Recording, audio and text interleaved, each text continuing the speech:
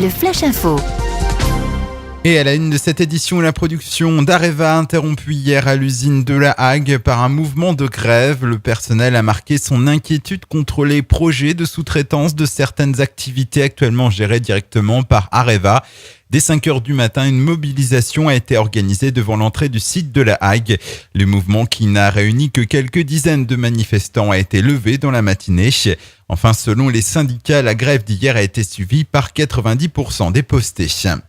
EMR, le 30 septembre dernier, le président de la République française, en visite à Cherbourg, avait annoncé le lancement officiel d'un appel à manifestation d'intérêt pour des parcs pilotes hydroliens.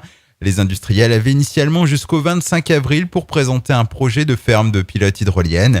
L'Agence de l'environnement et de la maîtrise de l'énergie vient d'annoncer que les candidats potentiels disposaient d'un délai supplémentaire de 3 semaines pour rendre leur dossier. Ce report s'explique par l'introduction tardive de nouvelles dispositions et de certains assouplissements dans cet appel à manifestation d'intérêt. Justice à Tour-la-Villers de 37 ans a été condamné ce mardi par le tribunal de Cherbourg pour maltraitance envers ses 2 enfants. Sa fille a même été qualifiée de Cosette des temps modernes. C'est elle qui assurait toutes les tâches quotidiennes. Le père, sur fond d'alcool, a aussi violenté la jeune adolescente et son frère. L'homme écope de 6 mois de prison ferme. Les enfants ont été placés en famille d'accueil.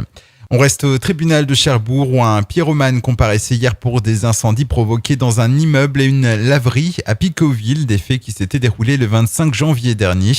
Déjà connu par le passé pour des faits similaires, les juges ont condamné l'homme de 52 ans à 18 mois de prison. Il devra aussi verser 1 600 € de dommages et intérêts.